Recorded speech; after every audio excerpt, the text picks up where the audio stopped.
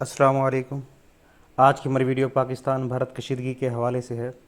ہم جانتے ہیں کہ اپریل 2025 میں پاکستان اور بھارت کے درمیان کشیدگی میں نمایاں اضافہ ہوا ہے، جس کی بنیادی وجہ 22 اپریل کو بھارتی زیر انتظام کشمیر کے علاقے پہلگام میں ہونے والا ایک مہلک حملہ تھا، جس میں 26 افراد، جن میں زیادہ تر ہندو سیاح تھے، ہلاک ہوئے۔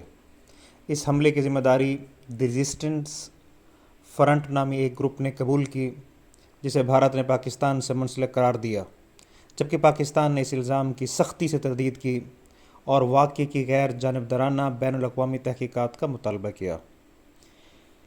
اس حوالے سے ہم اپنے ویورز کے ساتھ یہ شیئر کرنا چاہیں گے کہ بھارت نے پاکستانی سفارتکاروں کو ملک بدر کیا، ویزا سروس معطل کیں اور اٹاری واہگہ بارڈر کو بند کر دیا۔ جواباً پاکستان نے بھی بھارتی سفارتکاروں کو نکالا، فضائی حدود بند کی اور شملہ معاہدہ معطل کیا۔ بھارت نے 1960 کے سنتاس معاہدہ کو معطل کر دیا، جس پر پاکستان نے شدید رد عمل کا اظہار کیا اور اسے جنگی اقدام قرار دیا۔ پاکستان نے اس معاہدے کی معطلی کو چیلنج کرنے کے لیے قانونی راستے اختیار کرنے کا اعلان کیا۔ 24 اپریل سے لائن آف کنٹرول پر دونوں ممالک کی افواج کے درمیان جھڑپیں شروع ہوئیں۔ پاکستان نے 2 بھارتی ڈرونز مار گرانے کا دعویٰ کیا، جبکہ بھارت نے ایک BSF اہلکار کی گرفتاری کی تصدیق کی۔ دونوں جانب سے فائرنگ اور سرحدی خلاف ورزیوں کے الزامات سامنے آئے۔ پاکستان نے بھارتی طیاروں کے لیے اپنی فضائی حدود بند کر دیں، جس کے بعد بھارت نے بھی 30 اپریل سے 23 مئی تک پاکستانی طیاروں کے لیے اپنی فضائی حدود بند کرنے کا اعلان کیا۔ پاکستان نے دعویٰ کیا کہ اسے قابل اعتماد انٹیلیجنس معلومات ملی ہیں کہ بھارت آئندہ 24 سے 36 گھنٹوں میں فوجی کارروائی کر سکتا ہے اور کسی بھی صورتحال میں بھرپور جواب دیا جائے گا۔ دونوں ممالک کے درمیان کشیدگی بدستور جاری ہے اور بین الاقوامی برادری بشمول اقوام متحدہ اور امریکہ نے فریقین سے تحمل کا مظاہرہ کرنے کی اپیل کی ہے۔ تاہم زمینی حقائق اور دونوں جانب سے سخت بیانات کے باعث خطے میں امن و استحکام کو شدید خطرات لاحق ہیں۔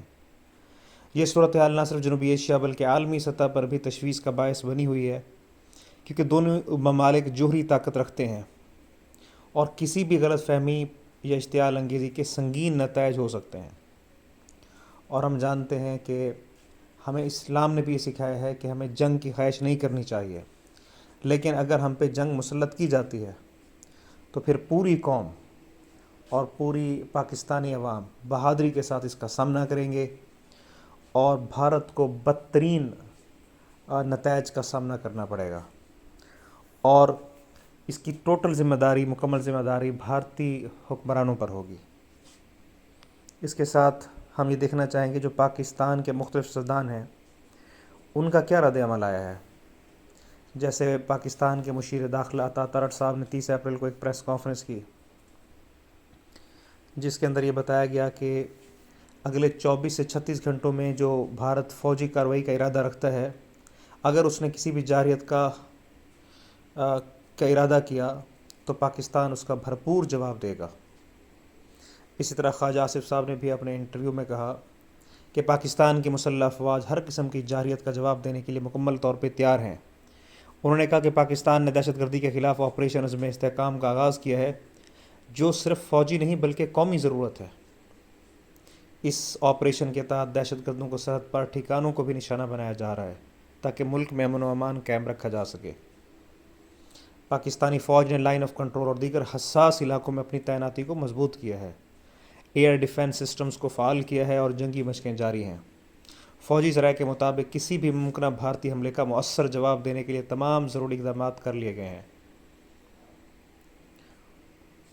تو ہم اس کے حوالے سے جو فردر بتانا چاہیں گے وہ یہ ہے کہ جو عالمی رہنما ہیں انہوں نے خاص طور پہ دونوں ملکوں کے حکمرانوں سے یہ درخواست کی ہے کہ وہ تحمل کا مظاہرہ کریں۔ اور ہمارے جو پاکستان کے ایک وزیر ریلوے ہیں حنیف عباسی صاحب، انہوں نے بھی اپنے بیان میں کہا ہے کہ بھارت کو پاکستان کے غوری اور غزنوی میزائل جو ہیں ان کا سامنا کرنا پڑے گا۔ تو اس کے ساتھ جو عالمی حکمران ہیں اور خصوصاً اقوام متحدہ کے جو جنرل سیکرٹری ہیں، سیکرٹری جنرل نے دونوں ممالک سے تحمل کا مظاہرہ کرنے اور مسائل کو سفارتی ذرائع سے حل کرنے کی اپیل کی ہے۔ انہوں نے کہا کہ خطے میں امن و استحکام کے لیے فوری اقدامات ضروری ہیں۔ امریکی وزیر خارجہ نے بھارت اور پاکستان کے وزرائے خارجہ سے علیحدہ فون کالز میں بات چیت کی اور دونوں ممالک پر زور دیا کہ وہ کشیدگی کو کم کریں اور جنوبی ایشیا میں امن و سلامتی کو برقرار رکھیں۔ امریکی محکمہ خارجہ نے جموں کشمیر کے لیے سفر نہ کرنے کی سفری ہدایات جاری کی ہیں۔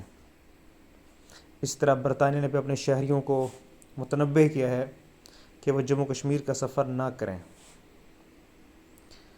ایران نے بھارت اور پاکستان کے درمیان ثالثی کی پیشکش کی ہے تاکہ دونوں ممالک کے درمیان کشیدگیوں کو کم کیا جا سکے۔ چین کے وزیر خارجہ نے بھی بھارت اور پاکستان سے کشیدگی کو کم کرنے اور مسائل کو مذاکرات کے ذریعے حل کرنے کی اپیل کی ہے۔ سعودی عرب، قطر، متحدہ عرب امارات، بنگلہ دیش اور یورپی یونین نے بھی دونوں ممالک سے تحمل کا مظاہرہ کرنے اور کشیدگی کو کم کرنے کی اپیل کی ہے۔ بین الاقوامی تجزیہ کاروں کے مطابق موجودہ کشیدگی 2019 کے بعد سے سب سے سنگین ہے۔ دونوں ممالک کے پاس جوہری ہتھیار موجود ہیں اور کسی بھی غلط فہمی یا اشتعال انگیزی کے سنگین نتائج ہو سکتے ہیں۔ عالمی برادری کی جانب سے کی جانے والی ان اپیلوں کے باوجود دونوں ممالک کے درمیان کشیدگی بدستور جاری ہے۔ بین الاقوامی برادری کی ذمہ داری ہے کہ دونوں ممالک کو مذاکرات کے ذریعے مسائل کے حل کی ترغیب دے تاکہ خطے میں امن و استحکام قائم رکھا جا سکے۔ اس حوالے سے ہم بتانا چاہیں گے کہ پاکستانی حکومت نے ہمیشہ تحمل کا مظاہرہ کیا ہے اور اب بھی وہ غیر جانبدارانہ تحقیقات کا وہ مطالبہ کر رہے ہیں، جبکہ بھارت کے اوپر جنگی جنون سوار ہے اور اس کو اب اس کے جنگی جنون کا کہ نتائج فیس کرنا پڑیں گے۔ تو آج کی ہماری ویڈیو دیکھنے کا بہت شکریہ۔ ہم دعا گو ہیں کہ اللہ پاک اس خطے کے اندر امن قائم کرے اور جو بھارت کا جنگی جنون ہو وہ ختم ہو اور اس خطے کے اندر امن کی فضا وہ قائم ہو سکے۔ تو آج کی ہماری ویڈیو دیکھنے کا بہت شکریہ۔ ابھی تک جن لوگوں نے ہمارے چینل سبسکرائب نہیں کیا تو اس چینل کو سبسکرائب بھی کر لیں۔